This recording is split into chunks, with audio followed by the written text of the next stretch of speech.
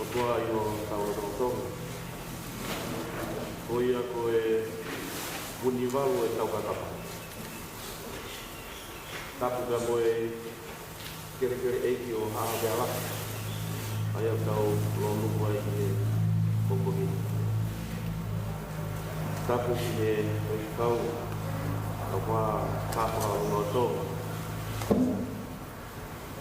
Tapu ki e wakapunga wharearea ka te Aotearoa. Ka tapatu watiwo ma Apatapure. Tapu ka mo makua e Kapatua. Tapatu ki e whahu e kai tuase o Samiri. Tapu ki e Pekia Sami Wela Latu ai e te ngakua tātahai a tau tō e Pongpongoi. Tapu ki he Omonua Maa Utou Whanau Paia au maa Sifanga mga puna. Tōpe kua ki a Kamsiai A ke u whakakunga i atu ai mau whanonga. Rama mai pe mo e Aiki Whetukau e Sasi a whitu te teo atu ki te haere mai a tau eiki o Hairoto mai a tau whamiri. Ke te e kokore atu katuo a te mua e whaka whangai mai a tau whamiri e kokore. Kohimi o whiri ki ngā mataka e whamiri o Kokomiri. Tahani maua himi, tau ni maua, e lawa tu te kupura kipa mo kipa tokohomo mai te. Ka potu peo iai a hau eiki o si su ko he wania ki au ta ewa mo ia. Te kiwa aleluia, mo he wania ki ilo ai ko vete e ngahi haisia. Oh,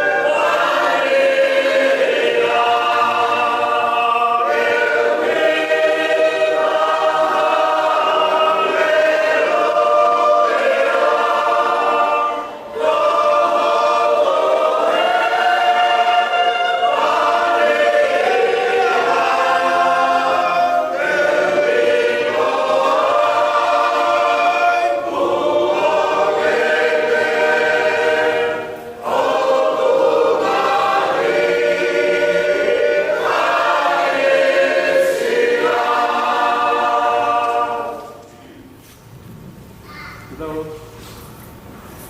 tua kamai tutuya te hoa kongkong te papa te mau ofa na tena tuwi ko ofa ka te mana ke pai mato papa tahari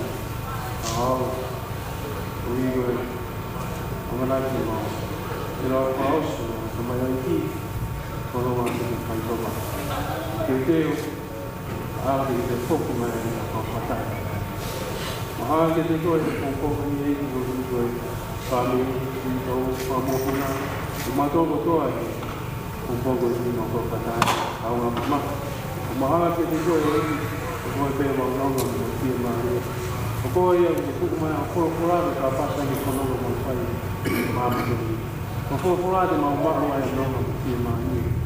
Ma Kai te mau pahu na tangata. Ka pai ka mea ma ni ko ko. Ka taga mau tolo la mai ni. No ko mau tolo ni ako. Afi mari ala pamana ke di mau tolo na ta ofa. Ba ni ko ko ni na pata. Aga te ni. Ya ka ana mau tolo. Amoi more pa ma to. Pa ko pa ko ki mau ni mau ni ake na ko ni. Mau ni Kau tahu itu. Kau yang mahu bermain apa yang itu? Kau ini, kau mahu yang kata lihat kau ini, ini lama ini, amarat ini yang kau itu mana? Amarat mahu pergi mahu kau tu alam. Malu tu kau lupa, apa mana situ guys, apa mui. Kalau kita lupa nak Tau whatapu nai kamata e tau kai loto i kongkongi. Ka tāmo koe tena maari e mani. Romi ha popoa ki kolpola hoi a kua. Ke loto me whaamu. Ke hana e kolpola e kua. Ka nonga a loto i mani e kongkongi. E toni e ngau e pahe uaki. Le koti e karanoa. Aho paosi e le peohi a sisu ane kau ako ngā teu whakamāwai ane kau ki saipare e aho koe nini e kongkongi tau whātātaha mai whaamiri ane tiasi e tau whakamāwai me tamai ofa koe nini e rotui mei e kongkongi koe ia Ai loto mamahi e kau ako ngā. E kau mui a sisu. Ko pege whai mo fua o te whakamāwai mo ataha. I te hoko iai. Ai hoko a sisu koe taki. Ke tamai. E toko ua ke kau apostol koe ni. So I know it was a very hard time on this day to say goodbye to Jesus. The story says that when Jesus ascended up to heaven, nai tū pe kau apostolo, when anau sio whakamamahu ki e langi. Ke e taimi ko ia nai asi mai au āngero, kana nā rea ke kau apostolo, o pehe. Ko sisu ko ia ko hawe ki a te ki mōtou ki langi, ke pehe pene toi haku. O hange ko mō mamata au hake ke roto langi. Koe pōpō aki koni nei omi le he āngelo ke kau apostolo i he ako ia. Koe pōpō aki ke whakanonga ki nau tōru i he taimi koe mamahi. Kai ngata iai koe whakamanatu peka ki nau tōru. Ai palau mesi nei whai e sisu kaisi. Na pehea sisu i he wahe tā whaa e tohi a sione. Pea ka pau teu aru o teu papotu mo mōtou. Teu koe haku o mau aki mōtou i a te au. Koe uhi, koe potu teu iai, te mō iai. Koe palo mesieni nei whai e sisu kaisi. Na ne oangi e kau apostolo. Ka toi hanga e āngelo o whakamanaku ka ki nau tōru. This world is not our home. Kone au pe ke teu e aho. E iai aho e whoki mai ke awene kakai ke api koia o ne teu. Ka toi omi pe wholofola koe ni i e pongkongi, koe whakamanaku pe. Whamiri, this world is not our home. One day soon he will come to take us to their home he has prepared for us.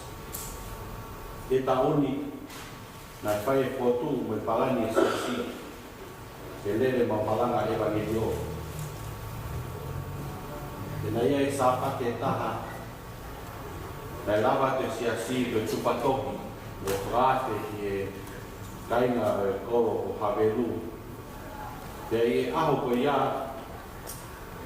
au e siasi e tawake taha, a teke nau whātongaki, nai kau pepe tangata e ki, e alu o whai e whakaate aho ia. Whoki mai kai ngā lotu, a nau whātongaki, o puria sāmi. Teke nau ilo pe nai au ki fu. Au pe taimi, au ke taimi na eke tāke kau polisi ke na hoa kūnu. Wene whoki mai ko ia, na mato ilo ki mui, nai alo whai ne whakaate, tuwha tohu. Wene whoki mai wene lisi ka kaina ne whakaateti ke malanga te mai. Wene hau kia te au ne lisi e pe ke kau, ko kau whakaate. Lere malanga ewa midio, le fiapi ko toa na whatongai. Mai tū pei tua e aksiasi, he matapā, ke tari e ne kau whakaate. Te tangata koe ni, very old age, but even in his last days, nai whai totonu ke eiki. Re toko tāko ni, ne tui, ke palo misi ko ia, nai whai e sisu. Ane ne whai lewa ne whatongia, ke tala e kōpoaki o e ongo lele. O wawe pe ke whoki mai a sisu Christ. Whamiri e pongpongini, koe no ngā mo me ni no, o mau pe a sisu. Te ki mau ke palo mesi ko ia. And one day soon we will meet our loved ones in their home he has prepared for us. There will be no more pain, no more death. He will wipe every tear from our eyes. And we will live with him forever in their home he has prepared for us. Piki maho ke palo mesi ko ia o omi e whakamoa e ne. So here we will see how some family can go in, going out and family, who are the touch. The last day is what he without a hero home. Two weeks ago, I saw Tani, Mamata, for Luago Kena, the Korotapo. The Raga is so Tani, the Hoya Kawai was a Kawai, the hero, Moses, no for it. Glory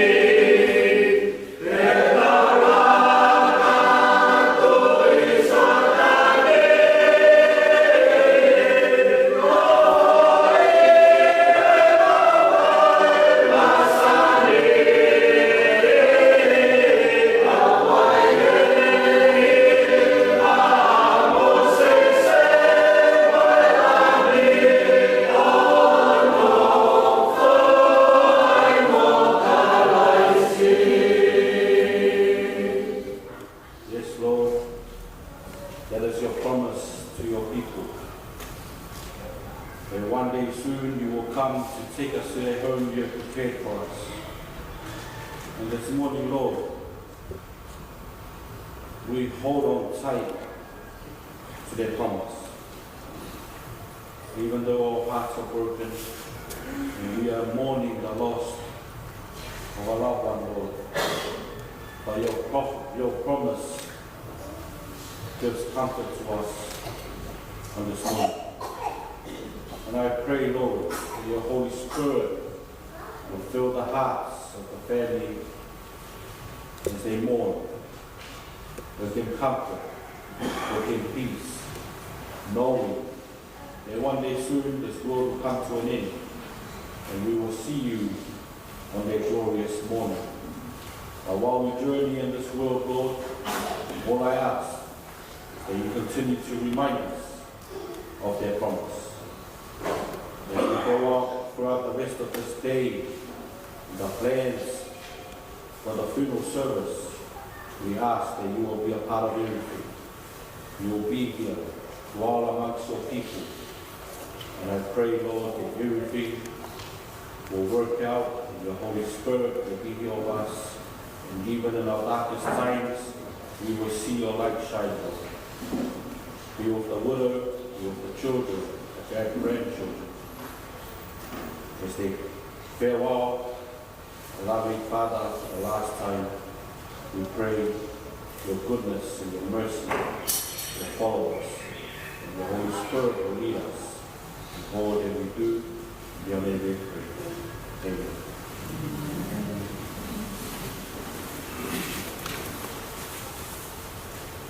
Watoa, ya mokore ki u mata ki o tua makat pa ki o tau. Tapi kere e ki ko a magala. Mo a ki ko ta ki na ama. Tapi a ko e pa ta ko ma ko. Dapat ki pa ko. Dapat ki ada yang saya tahu, orang tahu pun. Tapi itu panau abu. Dapat ki usaha kolo, mafua kita itu mati. Kuli papa yang mafua. Dapat ki kain laut, orang beroto. Sambil gua, gay kilatu. Toka ke e paana. Tuke mua ke ufla paalo ia. Ai takana i mai whikau. Au siasi. Namo siasi. Watu e whamao. Au whamao ki o tua. Koe tuki ilaki. Kuni reisi koe pāmani o tau tei. Koe ia ia o kore ki tatu wā. Pune whakahai. O whakawhai kufu. Amsia ta. Kalau ni aho na hake ai piau ka whakafa o to whare. O talo mahi ana kua. Koe. O tala pe e aho ai nā kua. Ka koe tapai. Koe kui. Ki whāmi. Koe kai. Amsia ta. Koe kai koroa na whakateu mo aki te o tua e takoe i koe. Mumia e o tua. Na e whakateu mo aki te o tua a nunga hukareti. I lot, skotu te moe aki. A koe ahon. O ne pui o toa te i. O ne tuan. A ngahi mea koe o wau aki. E tangata o sino materi koe. Mo ni peta rot, o storo o pako. Ngai mea koe na aku klau aki. Mo pore a. O lau mea koe munu. Ahon. Ka mai ko sa ni pelo. Mea peta o puke. Mea peta. Kari kuau ki ui ta o tua mafu mai. Kuau e muti. Kuau e muti. Vai mai ba o foro. Whakao watu aho tāmai o i koa. Amsia e tā. Reo ia ku kei wana mana i ki mai kene tamai ofa. Porque he mauta e kami. E ba. Komore ai kuito a ko fa ni. Komore a ko. E ku mai no fa la. Mau fa ka o ke ni an ta ta. Oi. Komore. Papa ke fa ke ala. Ele o e ke pana iki. E ui to o fa. Oi ke ai hala. O tan. O ke au ka ao mai ki. Uela. Ko ki mai ka. E fai mana ki he tuku anga. E fai ko la puno ka ko la puno. Apa ini kai to fai ka puno. Wa ki pere at kan masa fai o sai. Ko ni ke koroa. Ki pere. Ko ku pa ma fu ni. Ke sia si. Ko ku fa puno. Mo ko ha ki o ni. Ko ku to fareli to ko api. Nuya ki ka fa to ni. Ko koroa ba ki ka ku mai. Di ko to ba. Atawa ni ko tu ama am sia ta. Wa hai ko to ma. Ko fi ma ki fa. Bunuan ay kita di bawah ini mau di pakai itu dari patong dia itu ada maka membuat sebaya Manuwa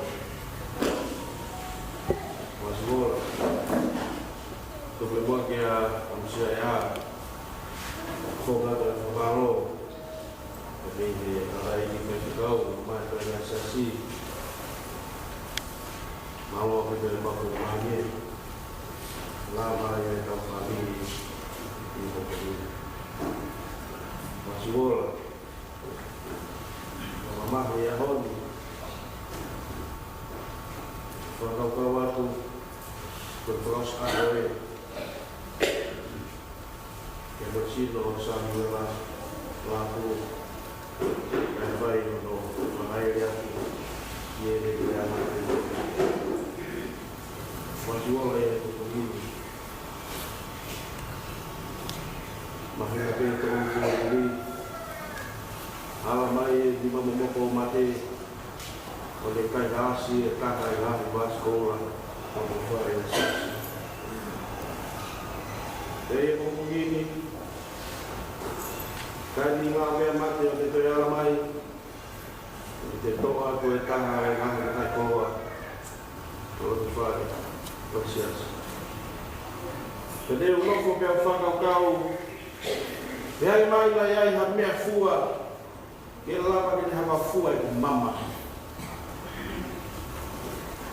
awe po o hale ku mal fikina ale aba di ho ata mai